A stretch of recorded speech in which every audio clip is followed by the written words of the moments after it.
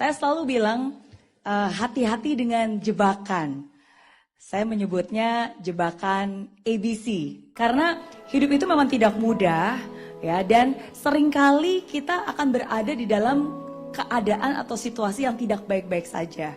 Oke, nah tapi di saat kita sedang tidak baik-baik saja atau keadaan sekitar kita tidak sebaik-baik saja, hati-hati dengan jebakan ini. Nah, jebakan ABC ini, A yang pertama itu adalah angry. Jadi biasanya ketika situasi tidak baik, ketika kita mungkin gagal atau mungkin ditipu orang atau mungkin semua hal tidak baik, bawaannya pasti marah, kesal terhadap keadaan. Dan biasanya kalau rasa marah itu sudah mulai, biasanya kebawa kemana-mana. Akhirnya kita jadi gampang banget tertrigger. Semua dimarahin, anak dimarahin, suami dimarahin, ya kan, anak buah dimarahin, tetangga dimarahin, ART dimarahin, semua akhirnya kebawa.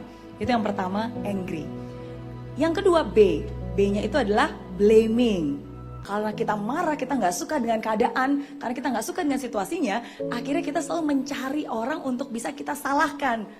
Wah, ini bukan salah saya, ini mah bukan salah saya, ini masalah bosnya yang ngasih target ketinggian. Bukan salah saya, ini masalah anak buahnya nggak ngerti-ngerti. Bukan salah saya, ini anaknya aja yang bebel. Bukan salah saya, ini masalah suaminya. Semua disalahkan kecuali diri sendiri. Karena kita biasanya seperti itu, butuh penyaluran. Dan yang ketiga, biasanya ini kelanjutan. Yang ketiga, C itu adalah complaining. Kadang seringkali kita nggak sadar, akhirnya setiap hari kita hidup penuh dengan komplain. Selalu ada aja yang rasanya nggak puas, rasanya nggak cukup, rasanya kurang, rasanya kurang dihargai, kurang disayang, uangnya nggak cukup, semua serba kurang. Selalu akan ada yang dikomplainin. Dan akhirnya hidup penuh dengan keluh kesah. Nah, lagi-lagi hati-hati dengan jebakan ini. Karena kalau kita tidak menyadari akan jebakan itu, kita akan tertrap dengan energi yang negatif tersebut. Akhirnya balik lagi, marah lagi, nggak suka lagi, disalahin lagi, komplain. Oke, saya pernah berada dalam sebuah situasi seperti itu.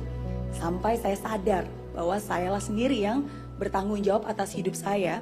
Dan sayalah juga yang punya kekuatan untuk bisa mengubah, keluar dari jebakan itu.